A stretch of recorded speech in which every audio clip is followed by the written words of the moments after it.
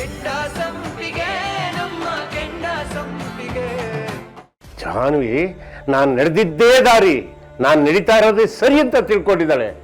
ತಪ್ಪು ಮಾಡ್ತಾ ಇದ್ದಾಳೆ, ಅವಳು ತಪ್ಪು ಮಾಡ್ತಾ ಇದ್ದಾಳೆ. ಆದರೆ ನಮ್ಮ ಸುಮ ಬೇಡ, ಆ ದಾರಿಗೆ ನೀನು ಹೋಗೋದು ಬೇಡ, ಮಂತ್ರನದ ಗೌರವ ಹಾಳಾಗುತ್ತೆ ಅಂತ ತಡಿತಾ ಇದ್ದಾಳೆ ಕಡೆ, ತಡಿತಾ ಇದ್ದಾಳೆ. ಅತ್ತಿಗೆ ಆದವಳು ತಾಯಿಗೆ ಸಮಾನ ಅಂತ ಹೇಳ್ತಾರೆ. ಅಮ್ಮನ ಕರ್ತವ್ಯನ ಯಾರು ಸರಿಯಾಗಿ ನಿಭಾಯಿಸ್ತಾರೆ ಅಂತ ಆ ದೇವರೇ ನಮಗೆ ಈ ಪರೀಕ್ಷೆ ತಗೊಂಬಂದು ದೊಡ್ಡಿರೋದು, ತಿಳ್ಕೊ. ಇದನ್ನ ಪರೀಕ್ಷೆ ಅಂತ ಪರಿಗಣಿಸಿ ಜಾಹ್ನವಿನ ಈ ಹೊತ್ತಲ್ಲಿ ಹೊರಗಡೆ ಕಳಿಸೋದು ಎಷ್ಟು ಸರಿ? ನೀನು ಮಾಡ್ತಾ ಇರೋ ತಪ್ಪಂತ ಕೆನ್ನೆಗೆ 4 ಬಾರಿಸಿ ಅವಳನ್ನ ಕರ್ಕೊಂಬಂದು ರೂಮಲ್ಲಿ ಹಿಡಿದು ಕೂಡಾಕ್ಬೋದಾಗಿತ್ತು. ನೋಡು, ಪಾರ್ಟಿಗೆ ಹೋಗ್ತಾಳೆ, ವಾಪಸ್ ಬರ್ತಾಳೆ. ಬಂದ ಮೇಲೆ ನನ್ನ ಸೊಸೆಂದರು ಹೆಂಗ್ ನೋಡ್ಕೊಳ್ತಾರೆ ಅನ್ನೋದನ್ನು ನಾನು ಪರೀಕ್ಷೆ ಮಾಡಬೇಕಾಗಿತ್ತು. ನೋಡು ಪದ್ಮ, ನಾನು ಈಗ ಮಾತಾಡಲ್ಲ, ನಾಳೆ ಬೆಳಿಗ್ಗೆ ಮಾತಾಡ್ತೀನಿ. ನಾನು ನಾಳೆ ಬೆಳಿಗ್ಗೆ ಮಾತಾಡ್ತೀನಿ, ನೋಡ್ತಾ ಇರು. ಮೊದಲು ಆ ಕೆಲಸ ಮಾಡ್ರಿ. ಸಾಧನ ದುಡ್ಡು ಕೊಟ್ಟು ನಮ್ಮ ಮಗಳನ್ನ ಹಾಳು ಮಾಡ್ತಾ ಇದ್ದಾಳೆ. ಮರ್ಯಾದೆ ತೆಗೆಯೋ ಅಂತ ಕೆಲಸ ಮಾಡ್ತಾ ಇದ್ದಾಳೆ ಅವಳು. ಆದ್ರೆ ನಮ್ಮ ಸುಮನ ಮರ್ಯಾದೆ ಕಾಪಾಡೋ ಅಂತ ಕೆಲಸ ಮಾಡ್ತಾ ಇದ್ದಾಳೆ. ಸುಮನನೇ ಒಳ್ಳೆ ಸೊಸೆ ಅಂತ ಆಯ್ತಲ್ಲ.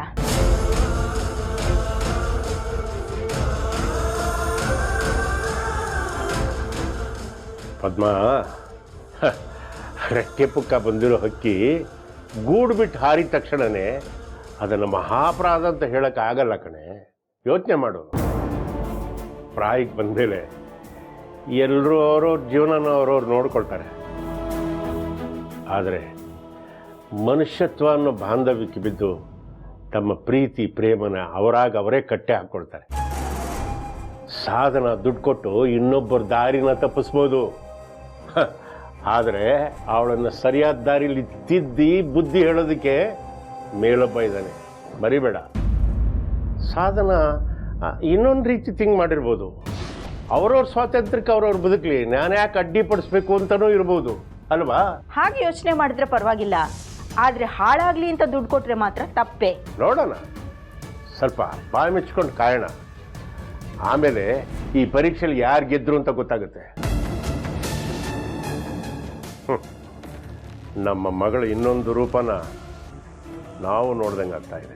ಮಕ್ಕಳಿಂದ ನಮಗೆ ನೆಮ್ಮದಿ ಸಿಗಬೇಕಿತ್ತು, ಆದರೆ ನಮಗೆ ಬರೀ ನೋವೇ ಸಿಗ್ತಾ ಇದೆ. ಏನು ಮಾಡೋದೀಗ? ಸಾಧನಕ್ಕಂಗೆ ಮೊದಲೇ ನನ್ನ ಕಂಡ್ರೆ ಆಗಲ್ಲ. ಇಷ್ಟೊತ್ತಲ್ಲಿ ಹೋಗಿ ಹೆಪ್ಸಿದ್ರೆ ಸರಿಯಾಗಿ ಬಯಸ್ಕೋತೇನೆ. ಇವಳಿಗಾದ್ರೂ ಬುದ್ಧಿ ಬೇಡವಾ? ಬೇಗ ಬಂದು ಮನೆಗೆ ಸೇರ್ಕೋಬೇಕು ತಾನೆ. ಏನಪ್ಪ ಮಾಡಲಿ ಈಗ? ಹಾಗೆ ಬಿಡೋದಕ್ಕೂ ಆಗಲ್ಲ. ಏನಾದರೂ ಆಗಲಿ, ಒಂದ್ಸಲ ಅಕ್ಕ ನಿಪ್ಸೋಣ. ಅಕ್ಕ,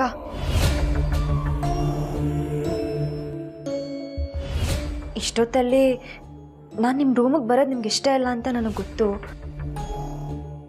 ಆದರೂ ಪರಿಸ್ಥಿತಿ ಆಗಿದೆ.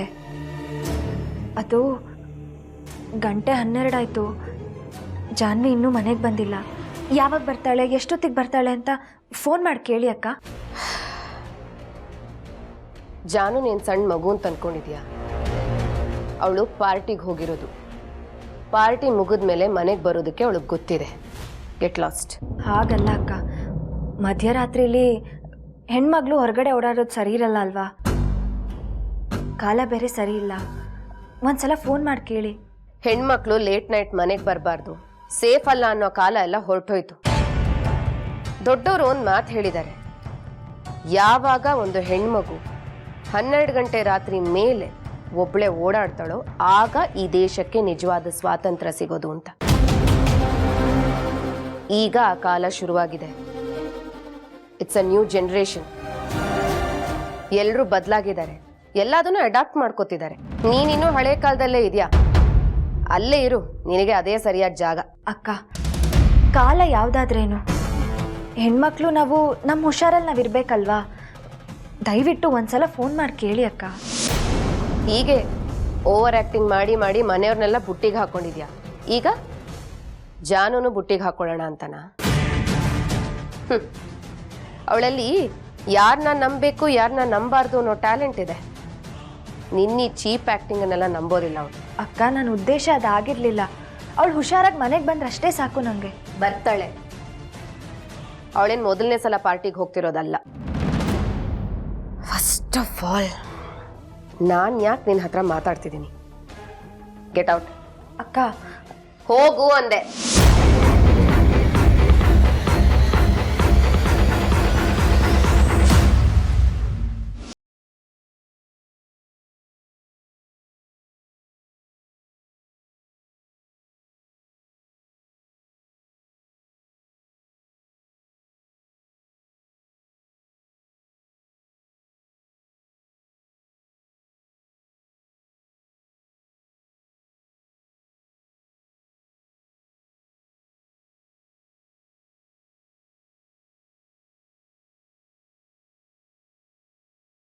ಗೊತ್ತಿದೆ ಅಂತ ಕೈ ಚಲ್ಬಿಟ್ರು.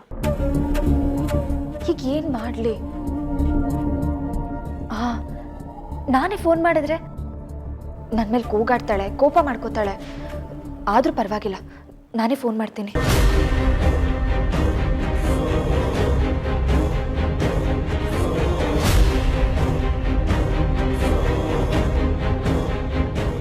ಫೋನ್ ಕಟ್ ಮಾಡ್ತಿದ್ದಾಳಲ್ಲ,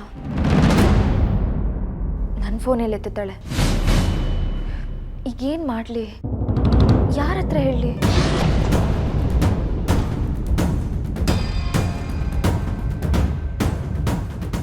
ಅತ್ತೆ ಮಾವಂಗೆ ಹೇಳಿದ್ರೆ ಖಂಡಿತ ಬೇಜಾರು ಮಾಡ್ಕೋತಾರೆ. ಏನು ಮಾಡಲಿ ಈಗ? ಇಷ್ಟೊತ್ತಲ್ಲಿ ಹೋಗಿ ಎಬ್ಸಿ ಹೇಳೋದು ಚೆನ್ನಾಗಿರಲ್ಲ. ಹಾಂ, ಸುಭಾಷ್ ಹೇಗಿದ್ರು ಹೊರಗಡೆ ಇದ್ದಾನಲ್ಲ, ಬರ್ತಾ ಕರ್ಕೊಂಡು ಬರಕ್ಕೆ ಹೇಳ್ತೀನಿ.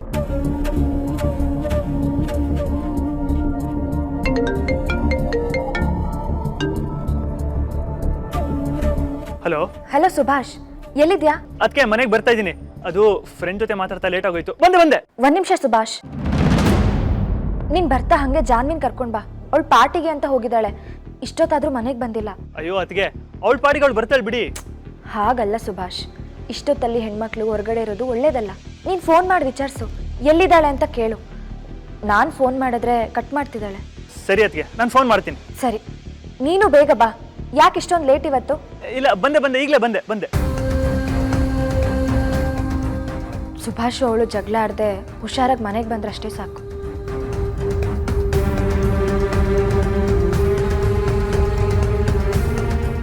ಇವಳೆಲ್ಲಿ ಕಾಲ್ ಪಿಕ್ ಮಾಡ್ತಾರೆ? ಅವಳಿಗೆ ಗೊತ್ತಾದ್ರೆ ತಾನೆ. ನಮ್ಮ ಅದಕ್ಕೆ ಒಬ್ರು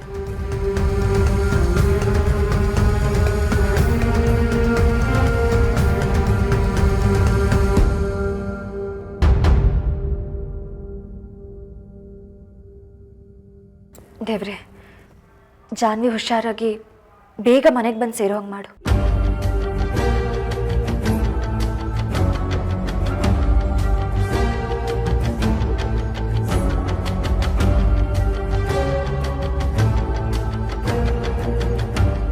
ಇಷ್ಟೊತ್ತಾದರೂ ಬಂದಿಲ್ವಲ್ಲ?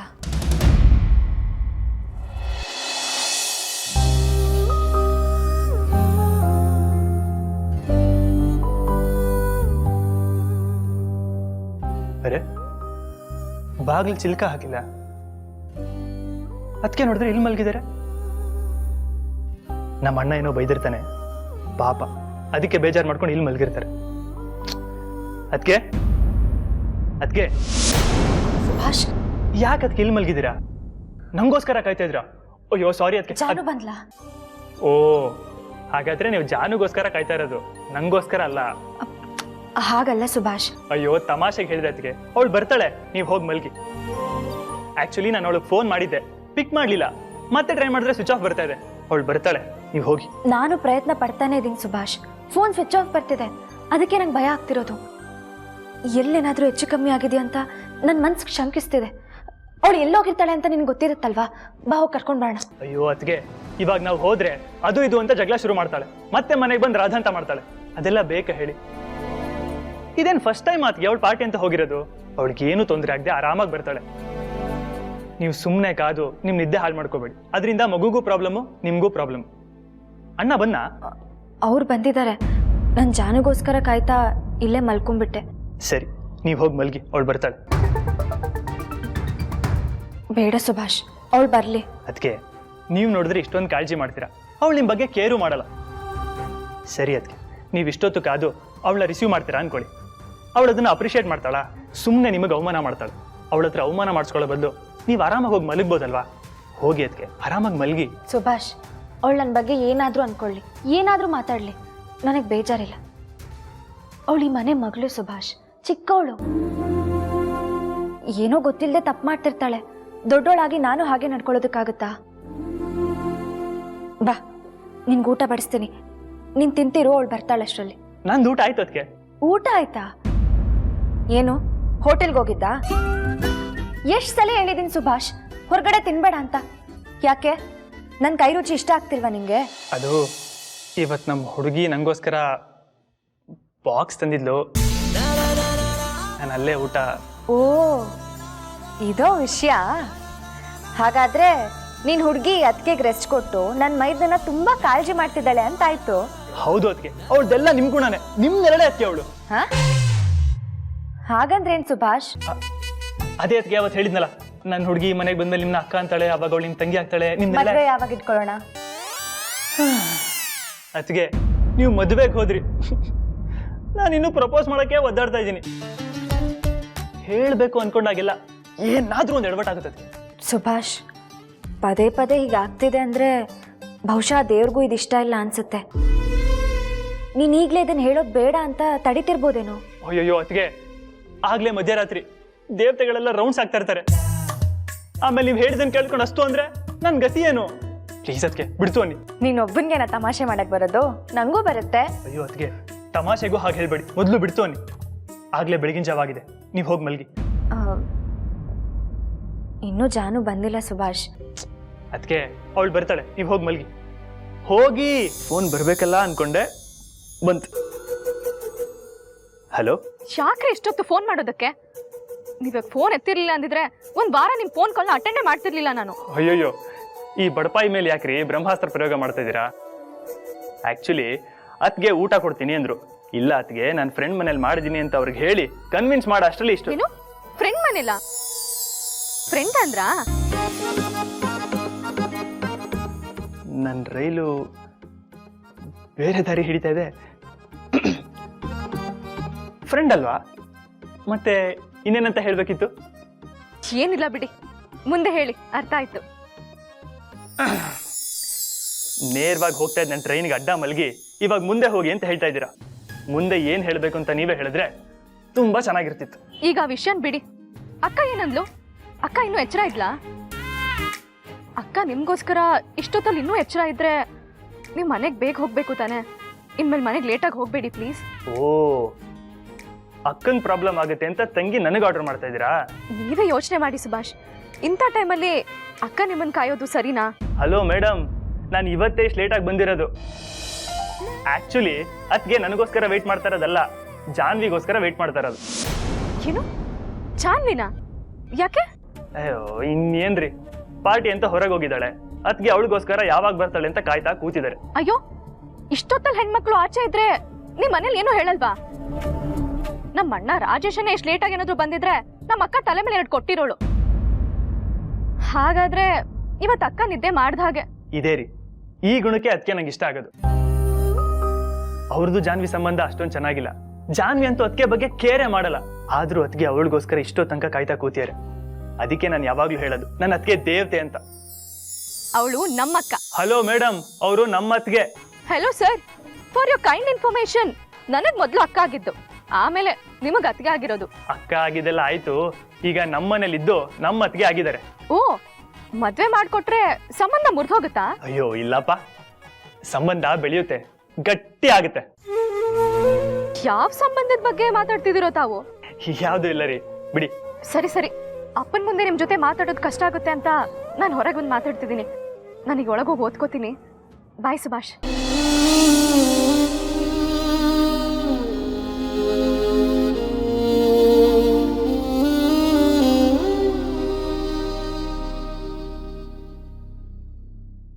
ಮೂರು ಗಂಟೆ ಆಯ್ತು, ಇಷ್ಟೊತ್ತವರೆಗೂ ಪಾರ್ಟಿ ನಡೆಯುತ್ತಾ? ಜಾನುಗೇನಾದರೂ ಹೆಚ್ಚು ಕಮ್ಮಿ ಆಗಿದೆಯಾ? ಪಾರ್ಟಿ ಮುಗಿದ್ಮೇಲೆ ಫೋನ್ ಆದರೂ ಮಾಡಬೇಕಾಗಿತ್ತು ಅವಳು. The subscriber is currently switched off. Phone switch off ಬರ್ತಿದೆ. ಇಲ್ಲ, ಏನೋ ತೊಂದರೆ ಆಗಿರೋದಂತೂ ಗ್ಯಾರಂಟಿ.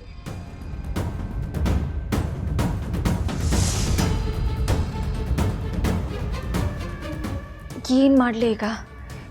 ಎಲ್ಲಿಗೆ ಹೋಗಿದ್ದಾಳೆ ಅಂತ ಗೊತ್ತಿದ್ದಿದ್ರೆ ಹೋಗ್ಬೋದಾಗಿತ್ತು. ಎಷ್ಟು ಬೇಡ ಬೇಡ ಅಂದ್ರೂ ಹೋದ್ಲು.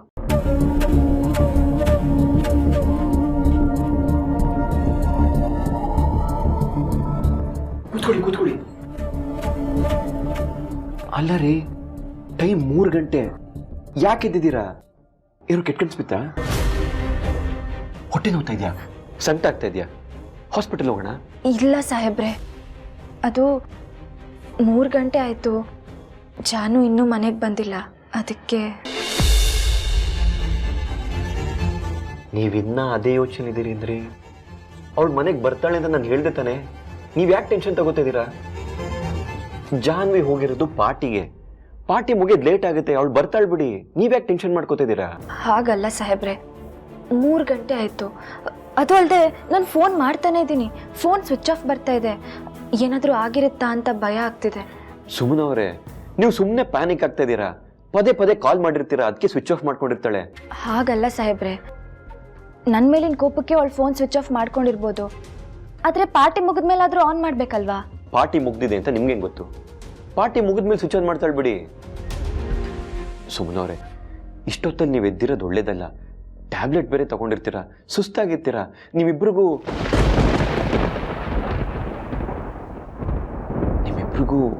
ತೊಂದರೆ ಆಗುತ್ತಲ್ವಾ? ಅರ್ಥ ಮಾಡ್ಕೊಳ್ಳಿ ಪ್ಲೀಸ್. ಸಾಹೇಬ್ರೆ, ಕೋಪ ಮಾಡ್ಕೋಬೇಡಿ. ಪಾರ್ಟಿ ಅದೆಲ್ಲಿ ನಡೀತಿದ್ಯೋ ಅಲ್ಲಿಗೆ ಹೋಗಿ ಬರೋಣವಾ? ಒಂದು ಅರ್ಧ ಗಂಟೆ ಆಗ್ಬೋದು. ರೀ, ಏನ್ ತಲೆ ಕೆಟ್ಟಿದೆ ನಿಮ್ಗೆ? 3:15 ಟೈಮು. ಸುಮ್ಮ ಮಲ್ಕೊಳ್ಳಿ. ಅದು ಅತ್ತೆ, ನಾನು ಹೇಳದ್ ನೀವ್ ಯಾಕೆ ಅರ್ಥ ಮಾಡ್ಕೋತಾ ಇಲ್ಲ? ಸುಭಾಷ್ ಬದಲಾದಷ್ಟು ಈಸಿಯಾಗಿ ಜಾನು ಬದಲಾಗಲ್ಲ. ಅರ್ಥ ಮಾಡ್ಕೊಳ್ಳಿ. ನೀವೇನೇ ಮಾಡಿದ್ರು ಜಾನು ಪಾರ್ಟಿ ಮುಗಿದ್ಮೇಲೆ ಬರೋದು. ಪ್ಲೀಸ್ ಮಲ್ಕೊಳ್ಳಿ, ರೆಸ್ಟ್ ಮಾಡಿ. ಸರಿ.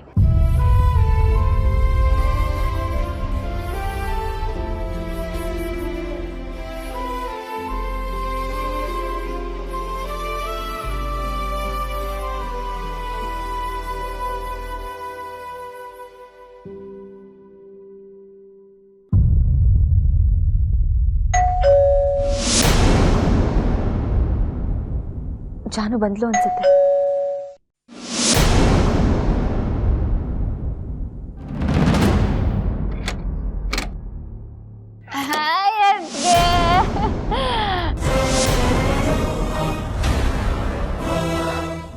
ರೀ, ಇಲ್ಲಿ ಬನ್ನಿ.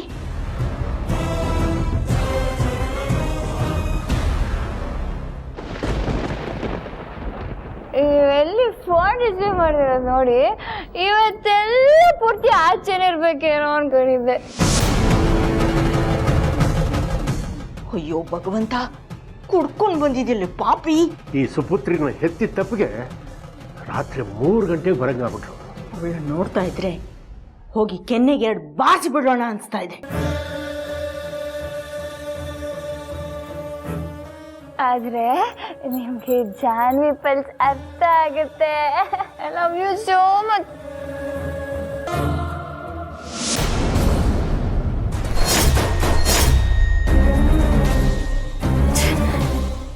ನೀನಾ? ನೀನ್ ಯಾಕೆ ಬಂದೆ? ಹೋಗಿ ಆಚೆ. ಚಾನು. ಅಯ್ಯೋ ಪಾಪದವಳೆ, ಅವಳೇ ತಳ್ತಿದ್ಯಲ್ಲವೇ ನಿನ್ನನ್ನು. ಪದ್ಮ, ಒಂದು ನಿಮಿಷ ಸುಮ್ಮನೆ ನೋಡು. ಅವಳು ಇನ್ನೂ ಏನೇನು ಅವತಾರ ಮಾಡ್ತಾಳೆ ಅನ್ನೋದನ್ನ ಈ ಕಣ್ಣಾರ ನೋಡೋಣ. ಜಾನು, ನಿನ್ ಪರಿಸ್ಥಿತಿ ನೋಡಿ ಹೇಗಾಗಿದೆ. ಏಯ್, ನನ್ನ ಪರಿಸ್ಥಿತಿ ಏನೇ ಆಗಿದೆ?